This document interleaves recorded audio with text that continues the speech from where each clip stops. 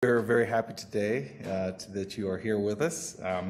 Before we get started, though, I want to again just mention say a few words about the namesake of the symposium, Professor Clyde Martz, and you can read more about him in your programs. Simply put, Professor Martz is considered widely as one of the founders of modern environmental law in the United States.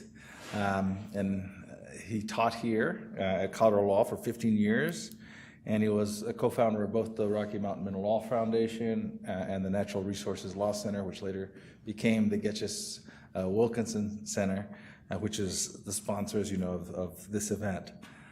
Professor Martz, later, after serving on the Colorado Law faculty, joined the law firm of Davis, Graham, and Stubbs, and members of the firm, spearheaded by Brian Dolan, established the Martz Natural Resources Management Fund in memory of Professor Martz. And we'd like to thank Brian for all he's done to support just the fund, as well as, there he is right there. I was looking for you this morning. Brian, hello, how are you? So thank you, Brian, for all you've done to support this conference and environmental natural resources, law, innovation, and development. So thank you very much.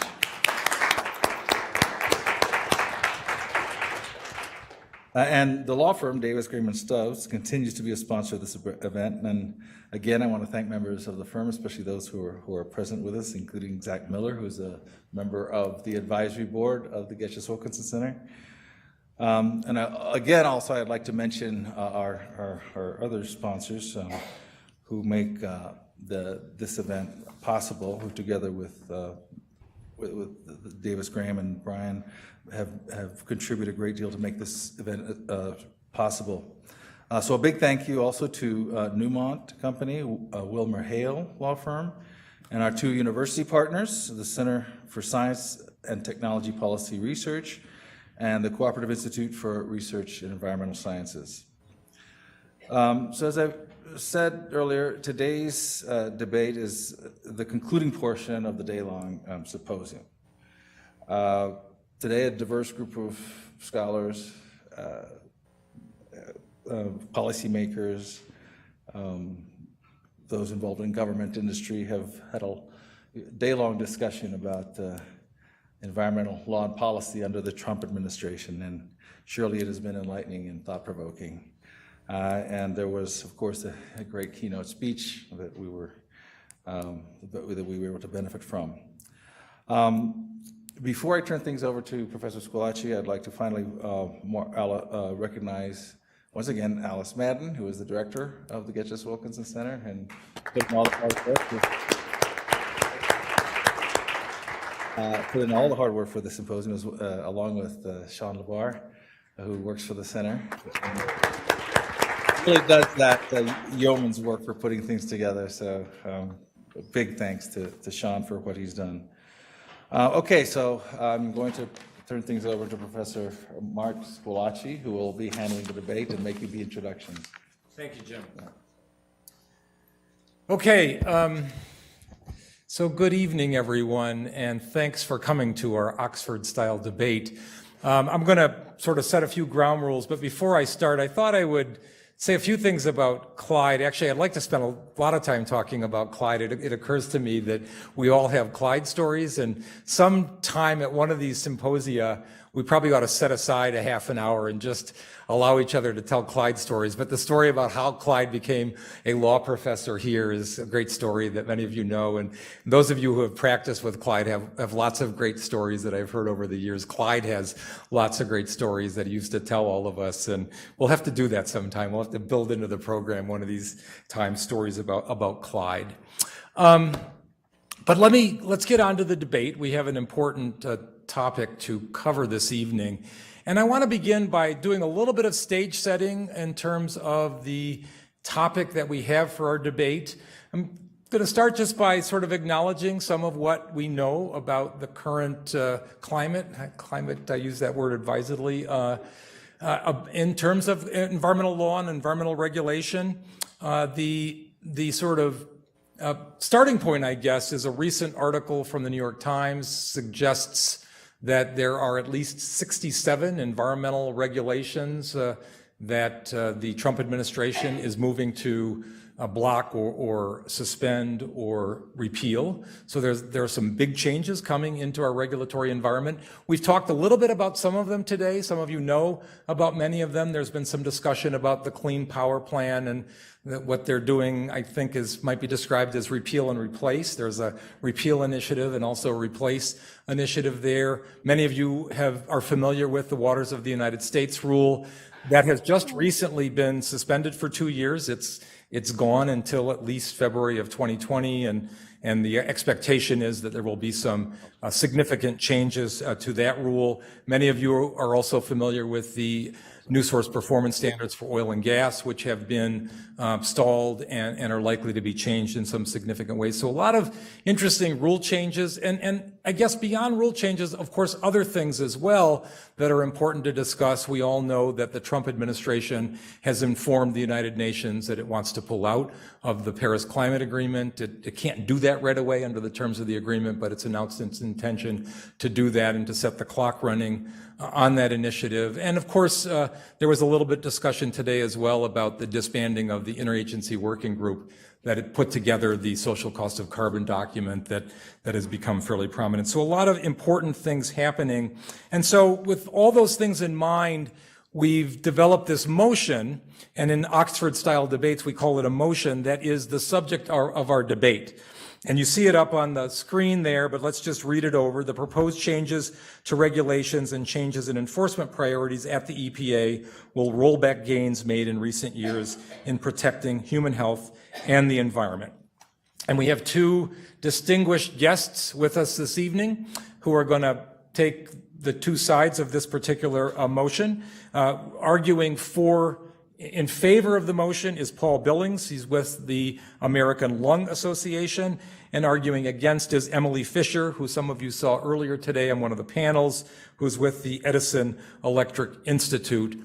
I'm going to limit their bios to that. There's additional information about both of them in your program if you're interested in learning more about them. But let's welcome our guests before we go any further with this.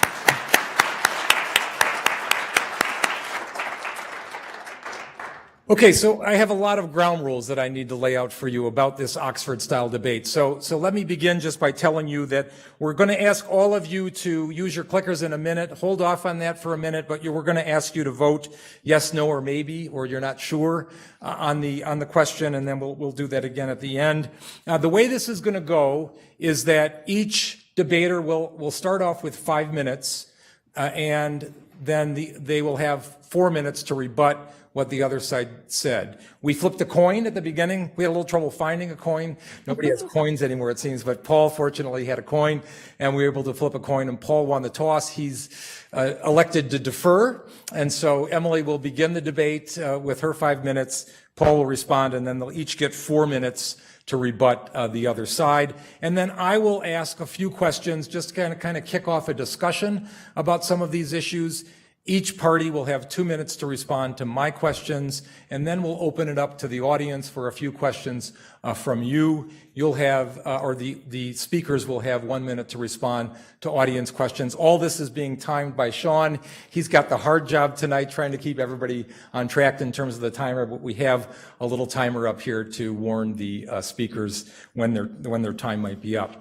After the question session, each party will have 2 minutes to close, and we'll switch the order from the beginning. So Paul will go first with his 2 minutes, and then Emily will respond with her 2 minutes. And again, the idea here is that we're going to vote initially on what your thoughts are on the motion, and then at the end of the debate, we'll ask you to vote again. We'll see if anybody's minds have been changed or how they've been changed, I guess, because of that. Note, by the way, that you're voting A, B, or C on your clickers. A is if you're in favor of the motion, B is if you're against the motion, C is if you're undecided or unsure on the motion. So you'll be allowed to do that. And when you click and go, you should see a green light that will show that your vote has been recorded. So go ahead and vote, and we'll see how. No, don't vote. Okay, hang on.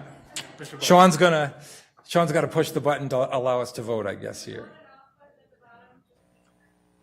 Yep, so it should be blue at the top. All right, Okay, we good? we're rolling in. Okay, the votes are coming. They recorded the vote. Who wants to change their vote? Vote.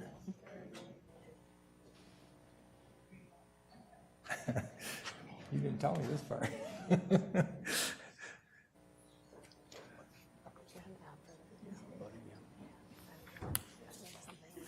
All right, 5 seconds. Last chance. No, you can't. No stuffing the ballot box. Only in Russia do you get to stuff the ballot box. You going to show it? No? Maybe you need another clicker. I can see the results from here, and I'm not so sure it matters. A little lopsided. Hang on, we can see the debates on the computer, but hopefully we'll see them up on the screen here in a minute. Oh, we got our tech expert coming in. You got to bring in some help here. Okay, good. The millennial reinforcement. Text me. Okay.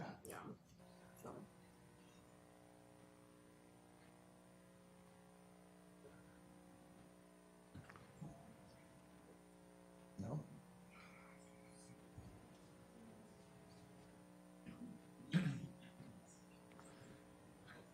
Here we go. Okay. So we have 44 voting in favor, 3 voting against, and 11 are undecided. So we'll see how that changes at the end of the debate. I'm going to turn the podium over to our 2 speakers, and they will continue with our debate. Paul and Emily, thank you. Sorry.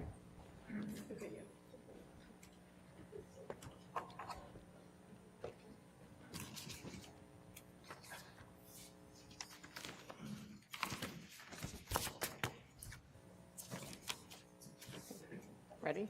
Let's do this. All right, thank you, Dina Naya, our moderator, Mark Squilacci, and Alice Madden, and the whole team at the Getchus Wilkinson Center for Natural Resources, Energy, and the Environment for inviting me to participate in this debate today. It's an honor to be here and to share the stage with my sparring partner, Paul Billings. I'm here today to be the industry bad guy, and that's okay. I may not change many of your minds about whether a leaner EPA is malnourished, but what I do hope to do is to put some of your minds at least a little bit at ease. This may be shocking to some of you, but right now I am just not so sure how much EPA actions really matter. Before I explain that, let me say that while I work for the Edison Electric Institute, which is the trade association for all investor-owned electric companies like Colorado's Xcel Energy, the perspectives that I'm going to share are my own. Also, to make this discussion more manageable for me, I'm going to focus on the things that I know and I like the best: electricity generation and air pollution emissions, particularly greenhouse gas emissions. And this is not to say that we can't talk about other environmental issues, that they're not important, but it's just to say that this is where I find the most interesting things to talk about. And these are the things that I most want you to know before today is over. If you participated in the symposium, some of the stuff I'm going to say is not going to surprise you. So why would I say that EPA actions don't matter right now? To answer that, I want to take a step back and focus on why we regulate emissions from electricity generators, as I'm sure my opponent will focus on this, to protect human health and the environment. We have made enormous strides in reducing air pollution emissions from electric generating units, that's the term of art, often abbreviated EGU. Since the passage of the Clean Air Act in 1970, EGU SO2 emissions have fallen more than 90%, and NOx emissions have fallen more than 80%. There have been massive decreases in PM emissions. This is good for human health and the environment. And greenhouse gas emissions from power plants were, at the end of 2017, more than 25% below their 2005 levels. To a large extent, these reductions are the result of Clean Air Act regulation and EGU compliance. These benefits are not going to change or somehow be reduced because of the deregulatory agenda of this current EPA. In general, the current standards for emissions of traditional air pollutants are not going to be made less stringent. Under law, they kind of can't be. So these standards will stay in place and EGUs will continue to comply with them. And if there are compliance violations and if EPA doesn't move to enforce, then there are citizen suits. And I just spent a whole day with a bunch of aspiring environmental lawyers. I'm not worried. I'm pretty sure that they and other environmental groups like Paul's will show up. This means that the benefits that we have gained with respect to human health and the environment over the last decades are not going anywhere. Also, my companies live in the communities in which they serve. They also benefit from these health benefits. This is in our best interest too. Turning to greenhouse gas emissions, I'm also not worried about emissions increasing. I know that continued reductions are important, but let's stick a pin in that for a second. Since 2015, electric companies have closed over 100 gigawatts of coal-based generation. For those of you that don't measure things in gigawatts, that's a lot. It's about a third of the existing generating fleet of coal units. Most of these units closed in response to the mercury and air toxic standards that EPA finalized in 2012 and that became effective starting in 2015. These units were closed to comply with the law, but also because they were not economic. Here's a dirty secret of business. They don't like to lose money. And they like to say that electricity companies date fuels. They don't marry them. And when the date starts ordering the surf and turf, they get dumped. No one has proposed to build a new coal plant in the United States since 2010. That was almost a decade ago. And this doesn't change, and it didn't change last year when the Trump administration took office. 10 years ago, we got more than 50% of our electricity in this nation from coal. Nationwide, right now, the current electricity generation mix is a third non-emitting resources like solar, wind, and nuclear, a third natural gas, and a third coal. This has had a huge impact on greenhouse gas emissions from the power sector. Further, renewables and natural gas are cheaper options, and that's what we're adding to our system. For the last 2 years, the largest addition of new generating resources was solar, followed by wind, followed by gas. This isn't changing regardless of what EPA does. It doesn't even change because of new tariffs on solar panels. So what about going forward and the ability to achieve further reductions in emissions to protect human health and the environment and address climate change? Isn't that what we need a federal regulator for? Again, right now, I'm just not really sure how much EPA matters. First, let's talk about the Clean Power Plan.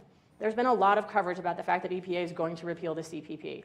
It would have required that existing fossil-based generators reduce emissions by 32% below 2005 levels by 2030.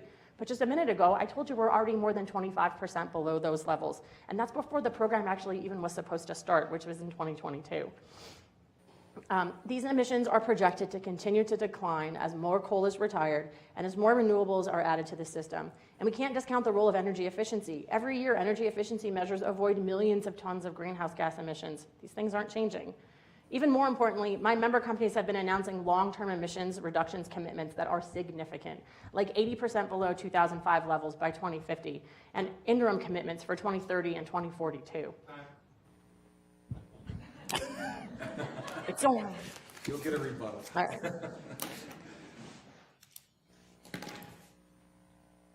Good evening. I want to thank all of you for being here. Thank you, Alice Madden, for inviting me, Mark Scolacci for moderating, and thank you, Emily, for being here.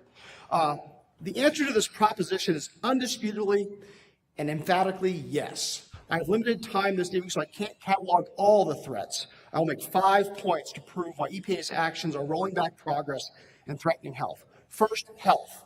The federal government has a sacred obligation to protect the public health. Second, science. Climate change is real. 3, gravity. Toxic metals in the air go up and they come down. And oh, by the way, water pollution flows downhill. Wind. Pollution in the air blows across state lines. And laws. We are a nation of laws. Laws like the Clean Air Act promise everyone, rich or poor, white or brown, but especially the most vulnerable, children, seniors, and the sick, safe, healthy air to breathe. The policies and actions of this EPA are in direct conflict with these 5 points. Air pollution threatens public health. The 2 most widespread pollutants, ozone and particulate matter, threaten more than 125 million people in the U.S. Sadly, in 2017, according to the nonpartisan, nonprofit Environmental Integrity Project, EPA dramatically decreased the number of enforcement cases and the amount of fines collected compared to the first year of the Obama, Bush, or Clinton administration. That's not because polluters magically stopped breaking the law. It's a result of budget cuts and decisions not to pursue lawbreakers. The air we breathe and the water we drink suffers. When the lawbreakers get away with it, it increases the burden on everyone. Remember the Volkswagen diesel scandal? The EPA's FY19 budget cuts both the vehicle certification program, the inspectors, and the enforcement division. Does anyone think that fewer inspectors and enforcement officials will result in less air pollution? Science. The science of climate change is settled. Scores of scientific organizations, countless peer-reviewed papers all conclude that climate change is happening and carbon dioxide, methane, and other pollutants are the cause. The Supreme Court has ruled, Yet we see proposals to cut funding for science by nearly 50%, including a 2/3 cut for air, climate, and energy in that FY19 budget. Further, we're seeing a purge of independent academic researchers from EPA's scientific advisory panels. Conflict of interest has been stood on its head.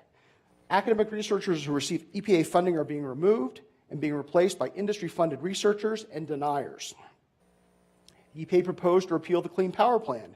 In addition to the negative impact on climate change, EPA's own analysis shows that because of the increased sulfur dioxide and nitrogen oxide emissions, the emissions will result in 4,500 additional premature deaths annually that would be prevented by that rule. Gravity and wind. The rhetoric from EPA touts shifting responsibility for cleanup to the states. While this message may work in focus groups, it ignores the reality that EPA already works in close partnership with states, and the EPA funds 27% of state environmental agencies' budgets. EPA proposes to shift the obligations to state governments while cutting state grant budgets by 30%. Under the Clean Air Act, only EPA in California can regulate vehicles. Other states can opt into California standards. For regional and nationwide sources of air pollution, states need EPA to set and enforce standards. EPA is proposing to reopen a loophole that will allow old, dirty diesel engines to be put in new truck bodies known as gliders and avoid meeting new truck emission standards, resulting in as much as 450 times more toxic diesel particle pollution. 1 year of sales of these vehicles could result in 1,600 additional premature deaths.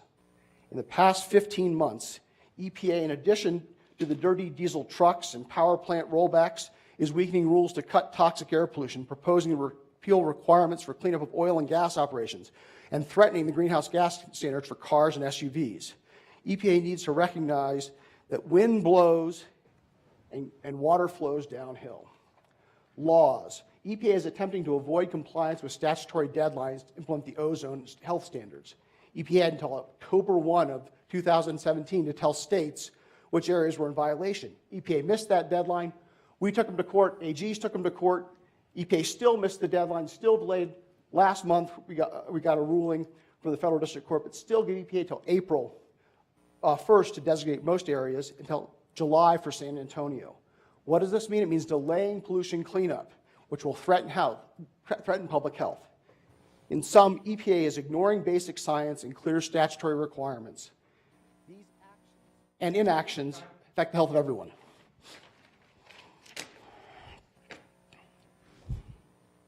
Goes by faster than you think. I'm telling you. Okay. All right, so my opponent told you a lot of worst case scenarios, things that could happen, but he didn't actually provide you any data to back any of that up. Just because enforcement has decreased doesn't mean that pollution emissions have increased. I'm gonna live in the real world, and I've already told you that all of the things that we were doing before, we are still doing. And with respect to the Clean Power Plan, while it would be terrible if we didn't do what the Clean Power Plan required, I already told you that we're doing it, and we're going to continue to do it. So his concerns about what would happen if the Clean Power Plan wasn't enacted really don't matter because we already complied with that thing. And I think that's important to recognize, that what's going on in the real world versus what's going on in the policy debate space about what EPA wants to do and how they're going to approach issues, those things are totally divorced. People who are operating, people who run businesses who have to comply with environmental laws, don't just wait for the change of administration to like throw the party and say, great, now I can start dumping stuff. Like, there are state laws they have to comply with. They live in their communities, and eventually they will get caught. We actually have tremendous compliance track records. A lot of the compliance violations that the EPA get are paper violations. And they're not actual, I caught you doing terrible thing violations. So don't let them scare you. What's going on in the real world continues to be progress. And I also want to point out that missed deadlines are a chronic EPA problem. Every EPA, including the Obama administration EPA, missed NAAQS implementation and update deadlines. That's why we have like literally 40 years worth of case law talking about making EPA comply to statutory deadlines. This isn't a new Trump administration thing, and I'm not really a Trump administration apologist, but if we're going to talk about delays, we need to recognize the fact that EPA has never kept to a schedule, ever. So, and the other thing I really want to talk about is what my members are doing on greenhouse gases. So I said that they are pledged to reduce emissions.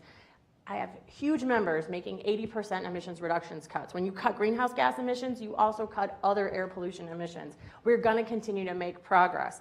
I have a member that just announced that they were going to reduce their emissions by 80% below 2005 levels by 2050. I bet all of you in this room think that member was in California or New England. Nope, Michigan. This is going on everywhere, not just in the blue states, not just in the places that you think care about the environment. This is going on everywhere in the United States because this is what our customers want. Large and small, they are demanding cleaner and more affordable electricity, and it turns out that renewables and natural gas are really cheap, and so we can give them huge emissions reductions without increasing power prices. And when customers are happy, we're happy. Electricity is central to the lives of every American, and it's our job to provide affordable and reliable power. And when cleaner is cheaper, everybody wins, including human health and the environment.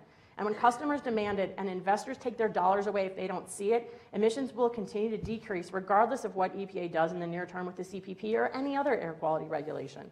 And I have another reason to be hopeful, and that has to do with the fact that all pollution emissions in the United States don't just come from the power sector. Transportation is a huge contributor to air pollution in this country, including the ozone that you're particularly worried about. In fact, they contribute more to ozone, the transportation sector, than the power sector.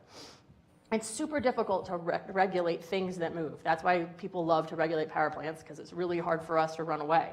While electricity generation has historically been the largest source of emission, transportation emissions have taken over that coveted top spot about 2 years ago, and they're probably going to keep it. As we continue to decarbonize, we're going to use electricity to solve this intractable problem of emissions from mobile sources. There were only 750,000 EVs on the road at the end of 2017, but they're projected to have sales of over 1 million annually by 2025. This is going to make a huge difference, and it doesn't matter what the CAFE standards are. These cars get less expensive all the time, and customers are demanding them. Every single car company, if you look at what they're projecting to put out for sale to the public in 2019 and 2020, huge swaths of electric vehicles. This is going to make a huge difference in air pollution. The question is not, will some companies and individuals continue to reduce their emissions? I agree that some companies will. The question is whether changes to regulation and changes in enforcement priorities that the EPA will roll back in to protect human health and the environment. The answer remains yes. I ask, have any of you ever exceeded the speed limit? Do you drive more carefully and slowly where you know there's a speed camera, or where you've seen the police set a speed trap? Of course you do. EPA is taking the environmental cop off the beat. Voluntary pollution reductions should be celebrated, but good citizenship of one actor does not compel the compliance of all. I want to return to 2 examples. Enforcement matters. Volkswagen, for at least 7 years, lied to the federal government, California, and European regulators about their emissions from their diesel cars. Once the excess emissions were discovered, they lied and stonewalled government officials for more than a year. The emissions from nearly 500,000 cars were comparable to the emissions of 19 million compliant cars. There will be more cheaters and much more pollution without adequate funding of inspectors and enforcement. Rules matter. On the diesel truck issue, EPA cited an industry-funded study performed at Tennessee Tech University that claimed that old, dirty diesel engines without modern pollution controls were as clean or cleaner than modern engines with pollution controls. This is absurd. The study was not peer-reviewed, and now, after the blowback, the university is conducting an investigation of research misconduct. The president of the university wrote to the EPA administrator asking him not to use the study.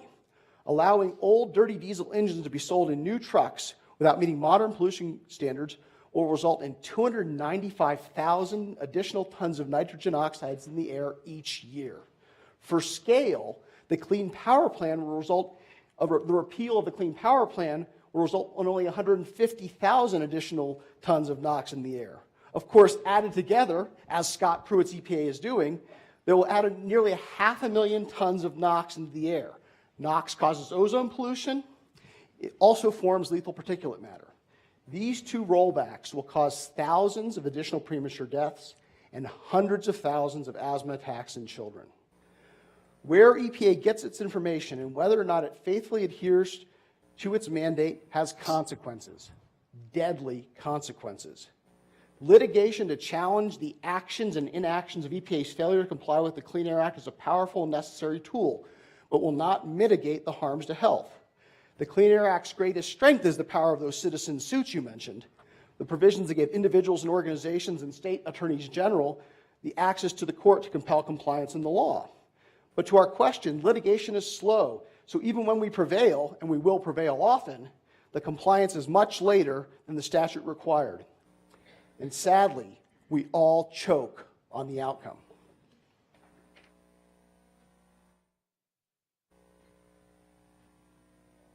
Oh, am I on here? Yeah, okay. So I've got a few questions, and I'm going to start with a question, and maybe, Emily, you can tackle this first. Has to do with the deep state and what I guess we might call the anti-regulatory fervor that seems to have gripped the EPA and the president himself. They both seem quite keen on trying to deregulate, partly because they see regulations as being costly and ineffective and burdensome, of course, on industry. And my question has to do with whether those concerns, and I think Paul said a moment ago that rules matter and enforcement matters. I think rhetoric may matter too, and the rhetoric around this, I think, has been troubling, in part because the Trump administration's own Office of Management and Budget recently released a study, which I'm guessing you folks are familiar with, suggesting that the benefits of government regulation vastly exceed the costs. And I just want to point out the numbers from the study regarding the EPA.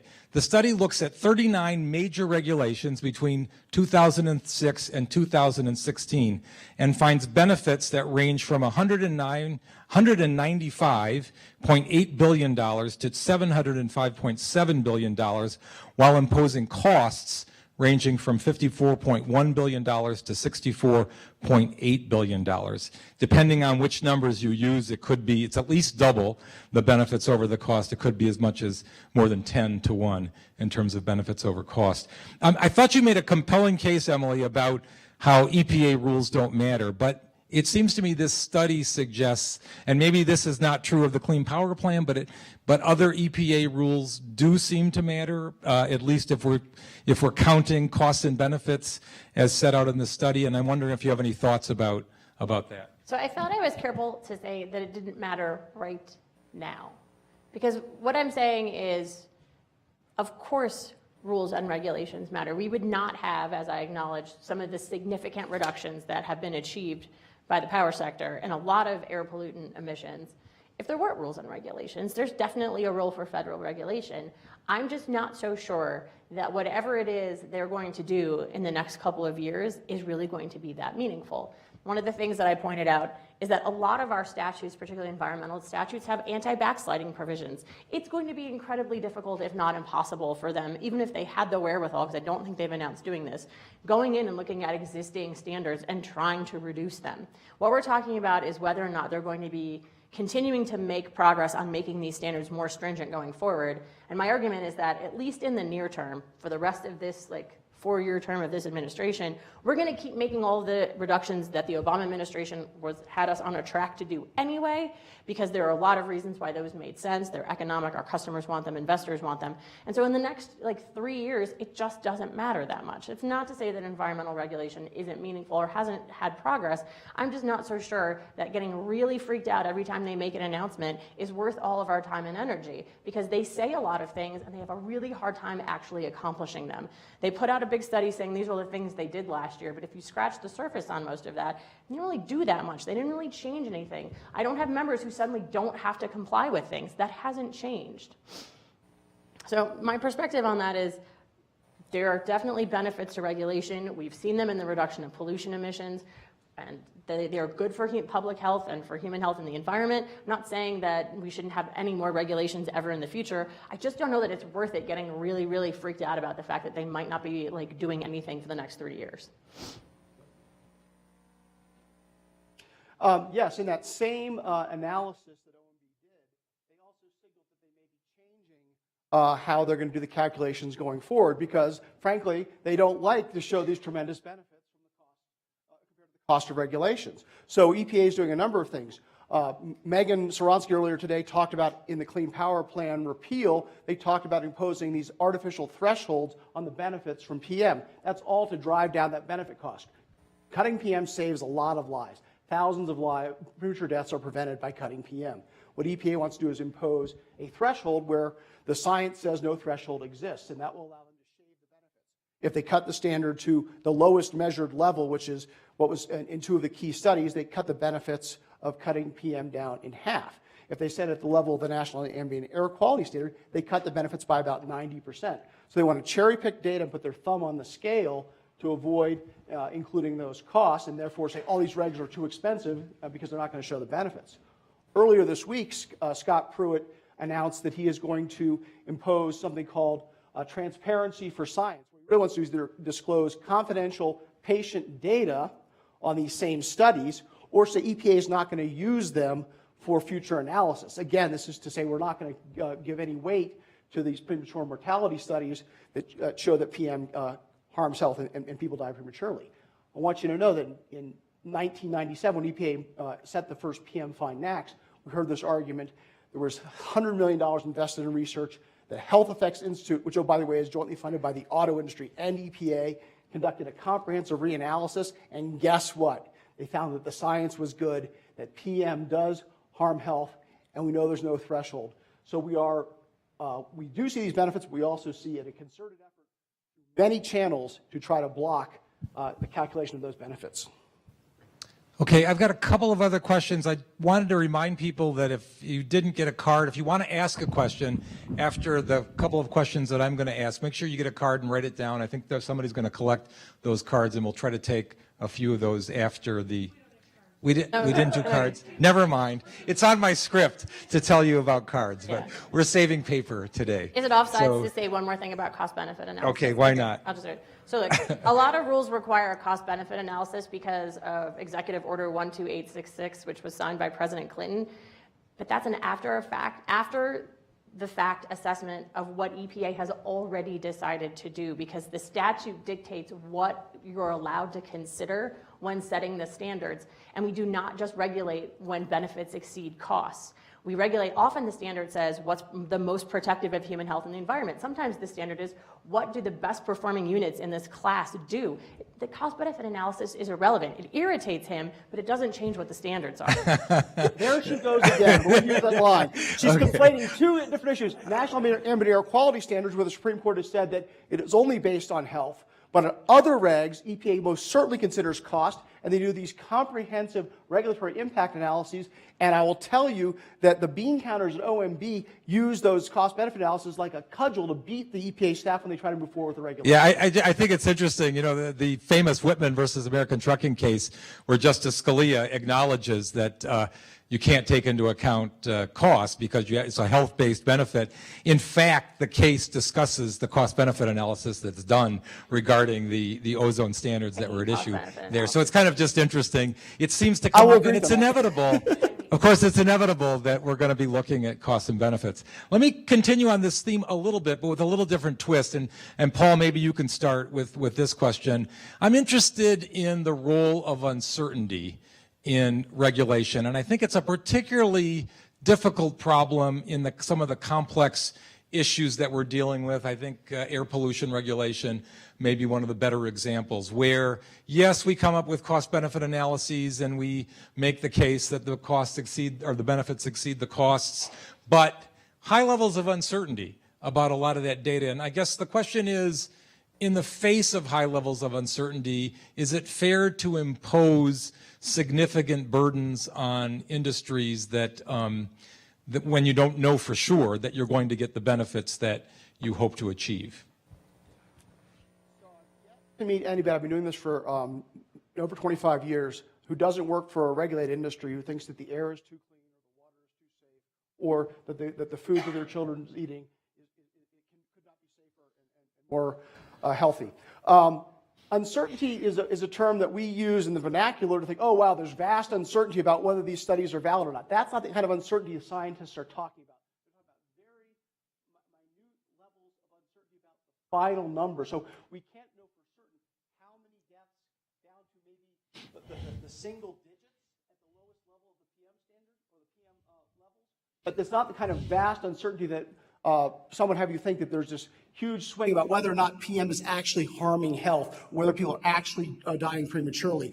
Maybe it's not 4,500 people that will die prematurely because of the rollback of the Clean Power Plan. Maybe it's only 4,499, which is really important if you're the one that's not dying. But if you're one of the 4,499, it really doesn't make a difference. That's the kind of uncertainty we're talking about. So it is used to try to undermine the research process to try to undermine these data that inform these decisions, to say that, oh, there's a great deal of unknown. It is well known, there is a strong consensus, but I will say in this administration we are seeing a lot of the outliers and the deniers getting a venue. And in fact, they're populating all the scientific advisory committees as independent academic researchers are being excluded because they have in the past or are currently receiving federal grants. Thanks. Emily. So from an industry perspective, that kind of uncertainty is not particularly useful to us. Like, first of all, it's never a good day when I'm debating with him. It's only 4,000 people who are going to prematurely die. That's not really a good place for me to be. What I care about in terms of uncertainty is the numeric standard they're picking something that I can comply with some sort of existing technology or some technology that we think is coming onto the market or some other flexible mechanism in a relatively affordable way. Like, tell me what the number is and let's make sure it's something that I can do. So I think our big concern is less about whether or not we're really certain that the PM level should be 70 or 65 or 60, or that's actually ozone, but whether or not we can actually do that. Can we do that? Is that a thing that we can do or not? And how hard is it going to be and how much is it going to cost customers? So we let the scientific people fight about that. It's important for people to do those studies, but from an industry perspective, that's not a particularly useful conversation to us. To return to the cost-benefit analysis conversation, it actually would be great if in this country we could have an actual conversation about costs and benefits, but it has gotten to the point where it is impossible. Both sides go to such polar extremes. There are only benefits or there are only costs. And it turns out in America, sometimes when you regulate, there are both costs and benefits and they're both real, but we can't have a legitimate conversation about them because we're so afraid that someone's trying to say that PM isn't harmful. I really don't know anyone who's trying to do that. But so because we have to defend to the death that PM is harmful, then we can't acknowledge that it might cost money to address it at ever increasing levels. It would be nice if we could have a conversation about real costs and real benefits and what are the trade-offs and what as a society we're willing to do to get ever decreasing amounts and whether or not the improvements to the health outcomes are worth it or not. And I'm not saying like at really high levels, but I'm just saying like we don't have rational conversation about cost and benefit because we only have like kind of quasi-hysterical comments where industry people say it's terrible and it costs gajillions of dollars, and people who are on the other side say, no, all the benefits is millions of dollars. Yeah, Emily, in light of your response, I'm wondering, how do you feel about technology forcing regulations? Because that seems to be problematic from industries, at least from what you were saying. It could be problematic. I have mixed feelings about technology forcing standards. I mean, I don't know that a technology forcing standard has ever created new technology. What technology forcing standard, which would be great, but that's not how it works. What technology forcing standards do is they encourage people to use technology that already exists. That's an okay use of a technology forcing standard. I mean, that's really what all of the early litigation in the 70s and the 80s about SO2 and SOx were about whether or not we could put on scrubbers and whether or not they worked. And it turns out they did, and we did it, and it helped bring the cost down. But I don't know that I think that regulation is the right place to figure out what the right technology is. I think that's why you fund like basic research science, both from the industry perspective and from the government level. What are the new and innovative ways we can use to provide what are sometimes essential public services like electricity and water? People, buy things and they'd like to continue to be able to buy certain products. How can we provide them in the cleanest possible way? Is regulation the best way to come up with new technology? I don't think that we have a clear case that has ever happened. Is it a good tool to make people install technologies that already exist? Yeah, it's been successful in that context. I think that actually the CPP had the opportunity to be a more interesting technology forcing regulation, because what it was going to do was create enough compliance flexibility that people could try and do new things and see if we can achieve emissions reductions in ways that weren't necessarily anticipated by the EPA. But of course, the environmental groups said if we ever came up with anything new and innovative, that would immediately nullify the standard, because if you used it for compliance, then therefore it should have been part of the standard setting. And I really thought that was backwards, because it was going to discourage like efforts to try and figure out ways to get more reductions better and faster and more cheaply. And I think really flexibility and letting industry and letting scientists and letting DOE, who engages in some great basic research, figure out what new solutions are is a really good idea. Do I think mandating specific outcomes often gets us that? No, I think it sometimes gets us the opposite result.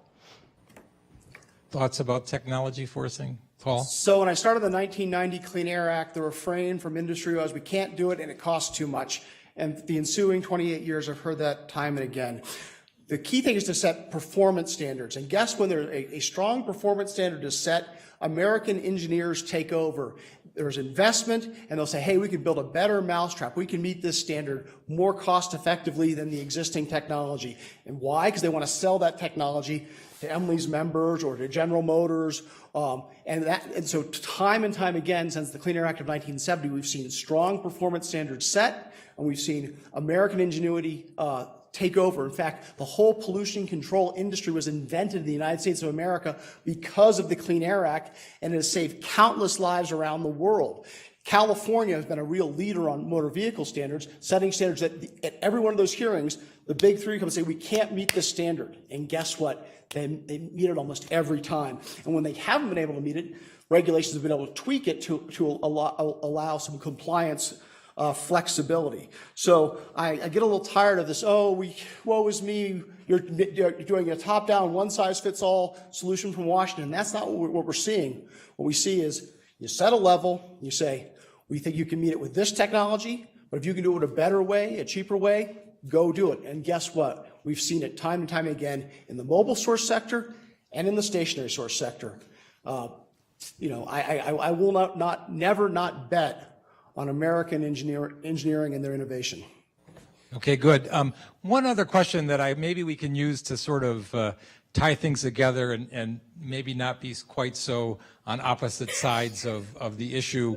And I'm thinking here about the problem that we have today and that we've really had for a long time before the Trump administration, but arguably it's gotten worse under the Trump administration in terms of finding sort of a better path forward. I think, Emily, you've made a good point about maybe the EPA rules don't matter, at least in the short term, so much right now. But everything's being litigated. I mean, and you could say, well, maybe that's always been the case, but it seems worse to me now. I mean, it seems like literally everything's being litigated. And that just doesn't seem like the best way. I'll let you say, but is that the best way to solve our problem? Is there some other path that we might take to sort of dealing with the conflicts that we have right now? Well, I was going to say, I don't actually think there's more litigation. I think there's always been a ton of litigation. There was a ton of litigation under the Obama administration. But what I would say is I think that as an industry, we have like a really crappy batting record on litigation. Like, we don't win. And so I think we've had long-term conversations about like, what is the benefit of this? And then sometimes we make like law that like really isn't helpful to us. So, I mean, I think I agree with your point. I don't think there's more litigation. I think that's about the same. But I don't know that litigation solves problems. I think one of my enduring trials is that I'm a policy person, but I'm a lawyer, and I get together with outside counsel. Outside counsel loves to litigate. I want to solve problems. And so we have to sort of break the paradigm a little bit where the way that you make money in an outside counsel is to litigate rules. We went into the Clean Power Plan, I think, with a really open mind about talking to the agency about how they could finalize a rule that we thought we could really do. That was I wrote 500 pages of comments. None of them were about legal issues. We talked about technical issues, how we thought the rule needed to be changed so that we could do it. And so I think, and then they were responsive to that. They didn't necessarily do everything we asked, but they said, okay, we hear you about some of the legitimate technical issues that you've raised, some of the concerns that you have, and we're going to meet you somewhere in the middle and find ways to give you some flexibility. That seemed like a decent model to us. I don't think that's a conversation we're going to have with this EPA because they're not interested in regulating at all. But I hope that at some point we get to go back to that model where it's not just a bunch of lawyers suing each other over, what kind of deference the agency is supposed to get, and instead figuring out how we can work together productively and achieve some outcomes. Somebody needs to set some goals. EPA can set some goals. I think they should be engaged with industry, regulated industry, to hear what industry has to say and then figure it out. And I think there's also room for other stakeholders in that conversation. I think that whole CPP process made some sense, and we got somewhere that, You probably think it could have achieved more reductions, but we thought we could do it. And I think the important thing was if we had been able to do it, we would have seen that we could do it all, and that would have given us a path forward. I think it's about incrementalism. We always assume we have to do it all right now. Right. Starting on some paths without assuming that like we have to like get it all perfect would be helpful. Paul. So I think 2017 and 18 is different because of the obscene attempts at rollback that we're seeing and sort of the ham-handed approach, which I think are fat pitches across the plate for our pro bono counsel who represent the Lung Association in some of these cases. However, we've always litigated. We've sued Democratic administrations, Republican administrations, Clinton, Bush, Obama, first Bush, and litigation is part of the process. But I've also been a part of some really important rulemakings where there was no litigation filed or no major litigation filed. EPA has set mobile source standards a number of times where there wasn't litigation. So the Tier 2 rules in 1999, the auto industry didn't sue, the oil industry didn't sue, and the public health and environmental community didn't sue. On the Tier 3 rules, there was a lawsuit by some folks that wanted the rule to give a bigger bump to ethanol, but the auto industry didn't sue and the oil industry didn't sue, and public health and environmental groups didn't sue to challenge that rule. So it's possible when EPA does a process and brings stakeholders together, is informed by technology, and oh, by the way, has California in the corner holding a really big club, we can move forward without litigation. But it is a necessary part of the process. I also think it makes for better rules because that means that when EPA is writing the rules, they know that they're going to have to defend each point in court. In previous administrations, that meant that they didn't move forward with things like this glider truck rule, which is completely absurd and a perverse reading of the law. But, we'll have to see. I would also say maybe you'll have a better track record now that, that you're one of your utility industry lawyers who had a terrible track record is now the assistant administrator for at EPA. No, I don't know that our track record is going to change. So terrific. I mean, I don't want 2-minute answers to this. I want to ask a quick question because I want to open it up to the whole audience. But something that you said, Emily, made me think that you feel that a good public process could be an alternative to litigation if it's done right, if it's done well, if people are engaged and feel like they've been heard at least some of the time, that might be a better model, shall we say, than quickly. I guess actually I'm analogizing to what's going on before public utility commissions right now, in which electric companies go before their economic regulator and they ask for permission to do things, and there are so many interveners in those processes. It used to be like nobody, and now there's so many people, and the state regulators are saying, can you all get in a room and figure something out and then bring it to us, because we can't deal with all of you. This is not how this process is supposed to work. And I think that is actually leading to some progress in some state, at least on the economic regulator side, some progress on some pretty important issues related to distributed resources, related to electric vehicle infrastructure. It seems to be working a little bit better. I don't know. I pay a ton for litigation. Apparently his is free. I don't want to do it. You want in on that gig. I would say that I've been a part of formal regulatory negotiation, and it's great if you're billing by the hour. But I got a big job to do to protect lung health for Americans, so I can't spend 6 hours a day, 7 or 8 weeks negotiating with industry to try to come up with some kind of magic solution. I think that the process by nature is an adversarial process, the regulatory process, but I think that when done well and when stakeholders provide input and provide data early in the process and not wait till late in the process, as we've seen in some rulemakings, you can move forward and not have every issue litigated. But we're not there in 2018, and maybe a few years before we get back to something like that. Okay, good. Sorry thank you for indulging me with all my questions, but now it's open to you all to ask questions if you have them of our two debaters. Anyone? Zach.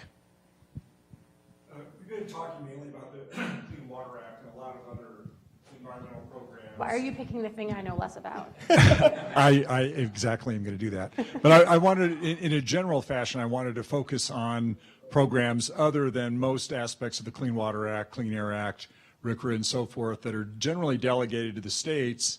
And part of your point, Emily, about maybe this doesn't matter so much, maybe in part because the state can individually decide how to enforce and set standards and so forth. But there are some programs like the 404 program in the Clean Water Act, CERCLA, and a number of other federal programs that EPA either runs or has a major role in that aren't delegated to the states. And I wonder if you could both respond for those types of programs. Does what EPA does or does not do make a bigger impact? And does that affect your conclusion, Emily, about it doesn't really matter what they do because we're going to either do it anyway, where you maybe couldn't even get a permit under 404, or if EPA is approving your cleanup standards at a CERCLA site or any number of other programs, whether those programs, it makes a bigger difference? I'll just remind you, this is the 1 minute lightning Yeah, round. I mean, so and this is there's a lot to say there. Yeah, there's harder to answer because we actually get nationwide 404 permits. So like we are like, that's not a hard thing for us to do. Yes, we qualify. Most of our facilities qualify for that stuff. So I guess my question back to you would be like, are you seeing some sort of problem in their administration of the 404 program? Like they talk a lot, but do they do what they're saying? That's kind of my point is there's a lot of talk, there's a lot of rhetoric, but there's not a lot of action that necessarily follows that up. I can't remember all the other things you said, but. It's kind of a general question for non-delegates. I mean, apparently they're really into CERCLA sites, right? Like I'm not a CERCLA person, but like apparently that's something they're focused on, and apparently that's a good thing, and they're reducing the number of Superfund sites. So is that a positive thing? I don't know if you have a perspective on that. That's just something that I've read.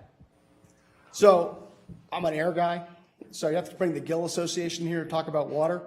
But It took me a minute to get that. That was hilarious. I think that the concern that I have is that states don't have the resources to do the job, and we're seeing the cuts that are reducing the ability for states to do the work. With respect to fewer Superfund sites, if it's because they're cleaned up, it's a great thing. If it's because we're saying, oh, we're not going to worry about it anymore, that's a problem. Anybody else?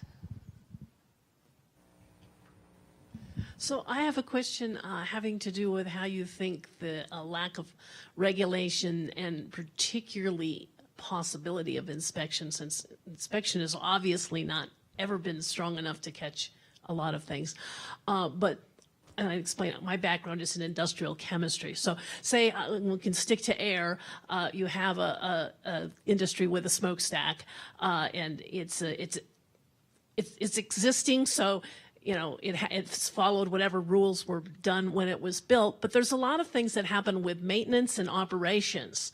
For example, you could go out and buy cut rate coal, and instead of buying the low sulfur Gillette Wyoming variety, you went and got some soft coal out of Appalachia somewhere and saved, you know, your manager figured you could save $500,000 or whatever.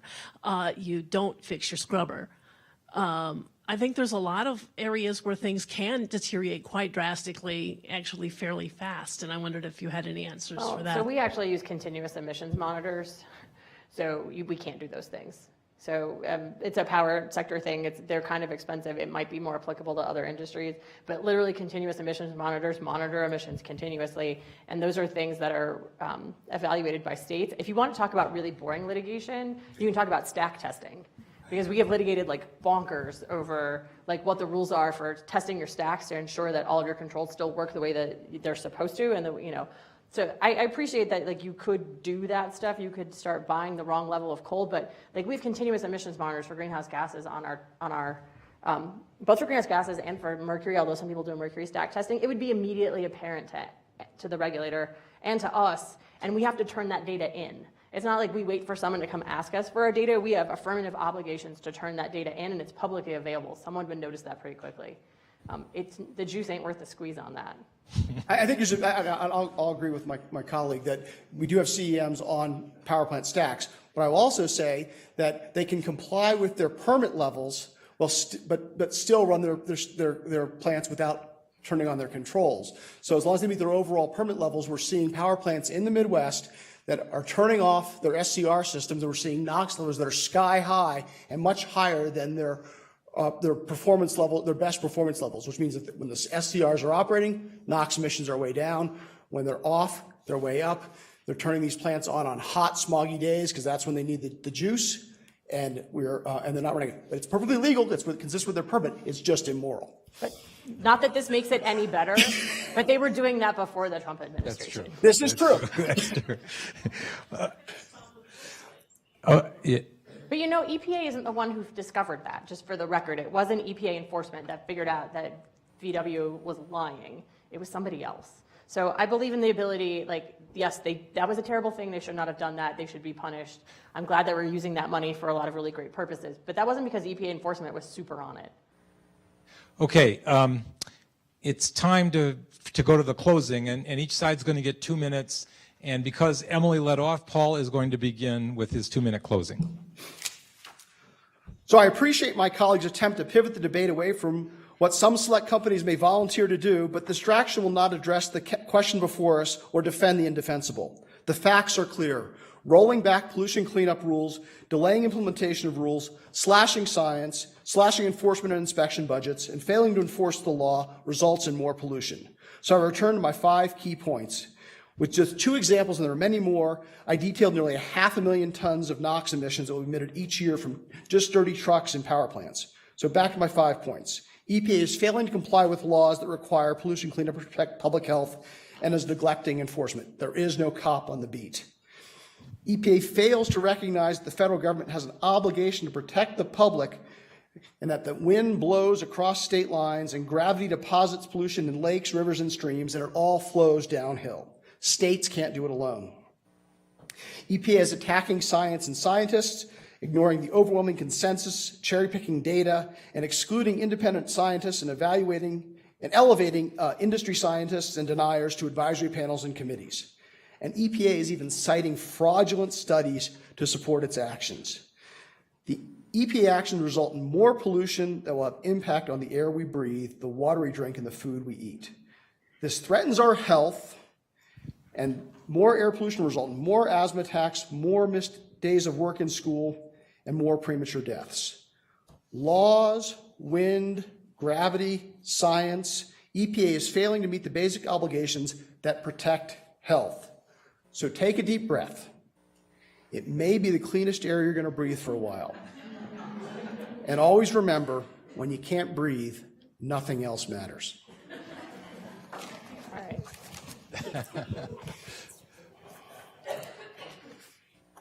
Whether or not any of us like it, elections have consequences. And whether or not we like these consequences, this is the EPA we have.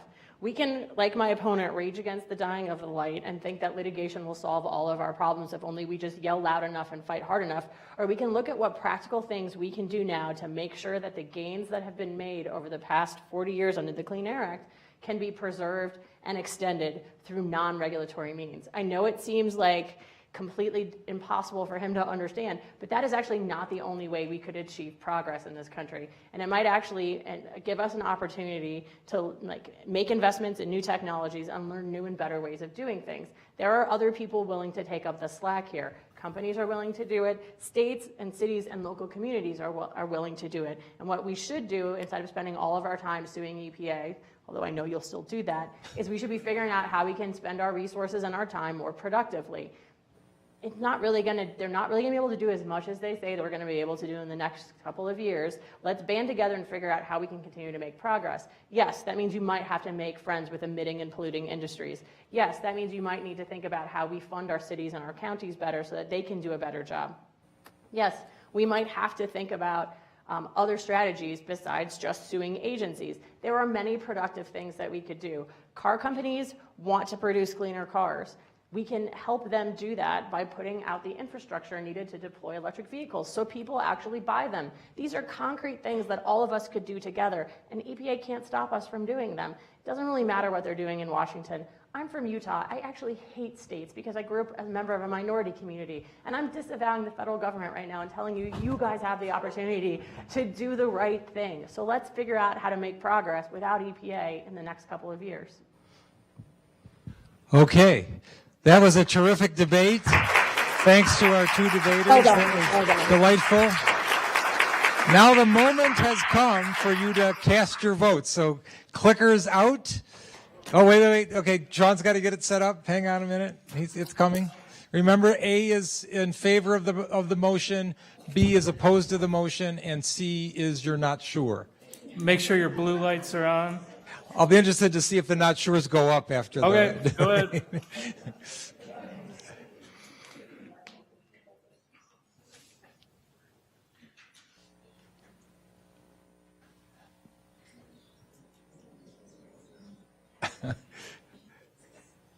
They're thinking harder this time. So.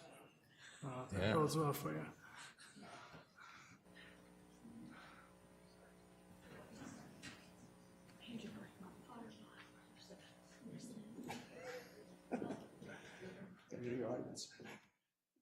All right. You doubled yours. Oh, there you go.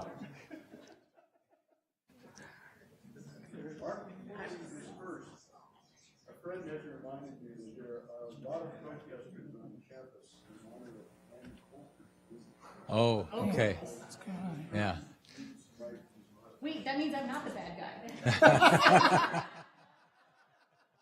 guy. It may have depressed attendance, I suppose, too. I don't know. Yeah. We got it, Sean? No, I'm a little We're getting it. I can see it. technical issue. Oh, Here it comes. I lost my. Oh, there it is. Go ahead. I think they're in.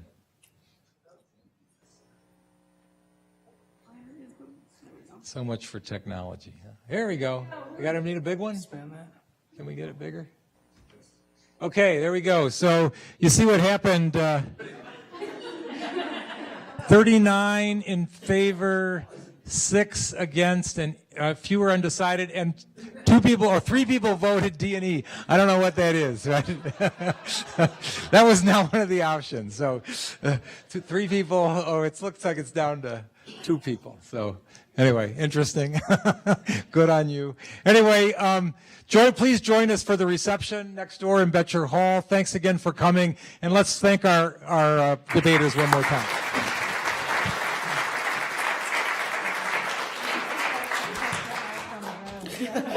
That was really terrific. I mean, it was good, and I liked